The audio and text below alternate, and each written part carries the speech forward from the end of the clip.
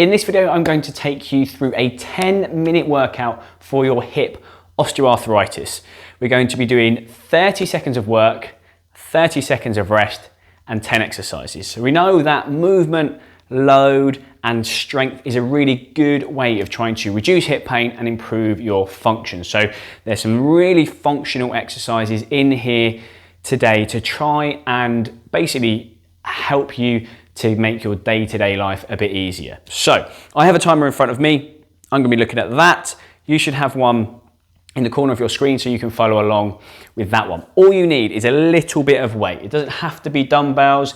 If you want to improvise, you could chuck a few heavy books or a few bottles of water in a rucksack so that you've just got a little bit of load for a few of the exercises if we need to make things a little bit harder. Right, first one is very easy. We're just marching on the spot. Off we go, first 30 seconds. And this is just to increase the heart rate, get the muscles a little bit warmer, increase that circulation. If you want to hold on to something with all of these exercises, you can. So if you felt like you wanted to have a chair close by, even for this, just for a little bit of stability and support, that's fine. And if you want to just work through less range than I am, if you want to do smaller steps, that's fine. If you want to increase the range, that's fine as well. Nearly done. First one, and stop there. Good. Right. Next exercise is going to be hip abduction. I'm going to do it square onto you. This is one you may want to chair for because you're going to be on one leg. You're going to keep your trunk nice and still, squeeze your tummy in, squeeze your bottom in. Just going to bring the leg out to the side and then slowly back. Leg out to the side and slowly back. So 5 seconds left. In 3, 2, 1, off we go. So leg out to the side, slowly back. Typically, things that people do wrong with this exercise would be bringing the leg out and then leaning or tilting to the side. So try and keep your trunk nice and upright.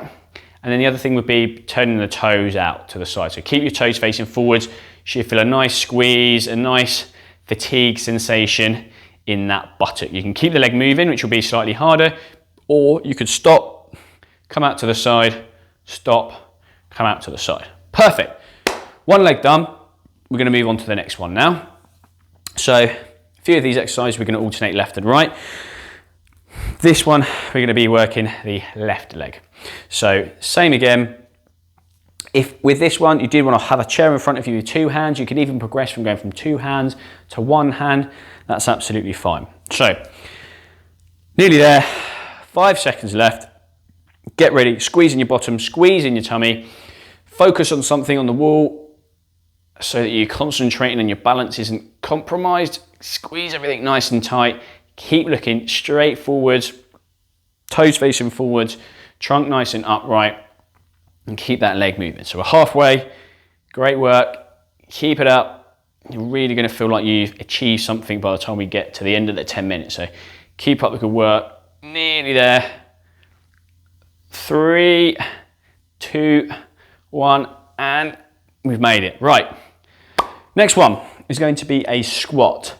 Now, in terms of technical points with a squat, you want feet about hip width apart, and the first thing that should happen is your hips go back. What a lot of people do is lean forwards. Now, if you want to hold on to something, that's fine, but hold on to it for balance. Don't hold on to it and lean forwards on it. It's there just for a little bit of safety, a little bit of confidence. So hips back, knees bend, off we go. When you look down at the floor, you should be able to see your toes. So your knees shouldn't come past your toes like this. Also, if you do have a little bit of knee pain as well, that's likely to be a little bit uncomfortable. So imagine there's a chair behind you, park your bum on the chair, stand back up. If you wanted to make it harder, you can add a little bit of weight and you can use your weight. Or rucksack on the back would be just fine. 3, 2, 1, last one, and well done. Okay. That was your squat. Now we're going to do a deadlift. Sounds scarier than it is. It's just going to be a bend and lifting movement. So similar sort of stance to begin with as a squat. Bit of bend in the knee, bit of bend in the hip.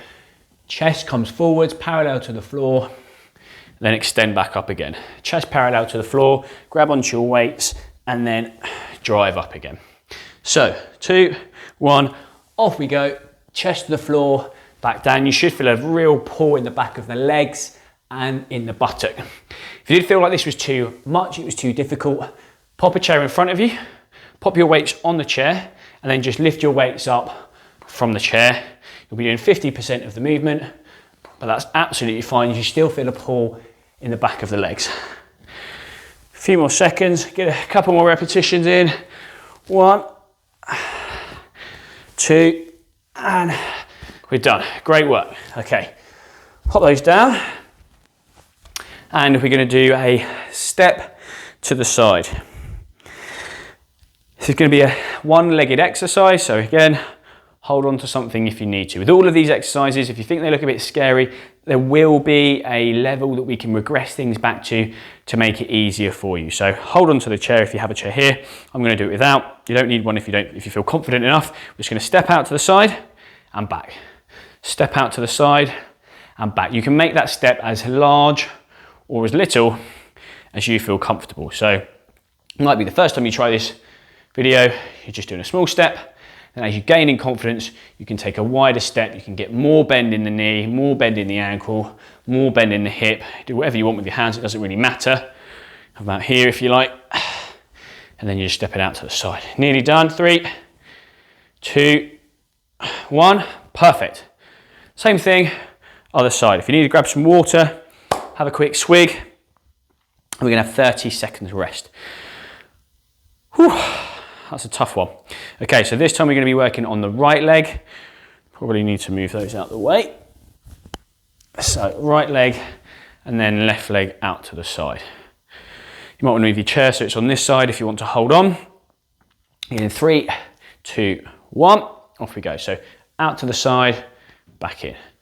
Out to the side, back in. Another way you can make it harder is not touching and stepping and coming back in, or not stepping and resting, but just doing a tap and back in.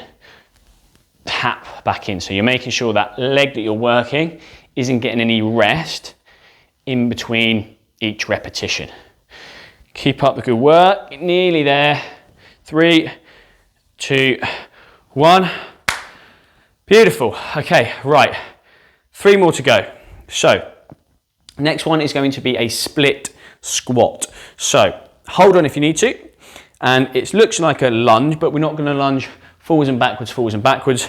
Feet are going to stay in the same place, and we're just going to go up and down. So rear heel will come off the floor, back knee will bend, this knee will bend as well. Don't do a small step so that the knee comes over the toes. Off we go. Nice big step. Knees will stay behind the toe, come back up. If you found it really challenging, you could have one chair on your left side, one chair on the right side, so you've got support both sides, and just work through a range that's comfortable. If you feel like going all the way down is just too much, that's fine. Just do 25% or 50% of the movement and come back up. Anything is better than nothing.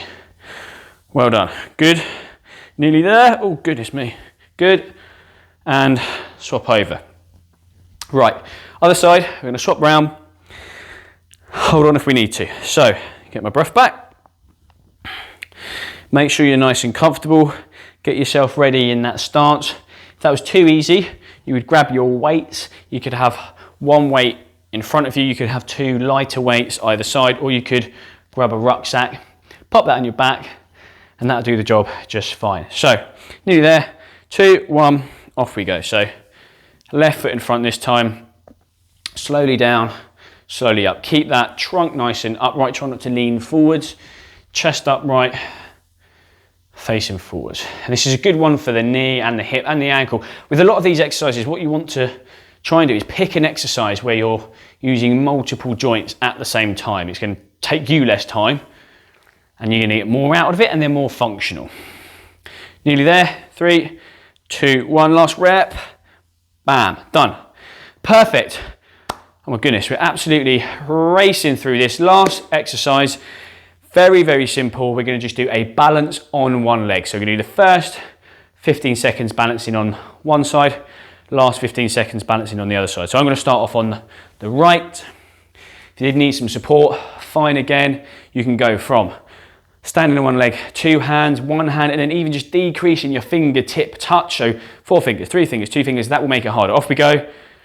I'm gonna concentrate on a point on the wall, really squeezing my tummy, squeezing my bottom.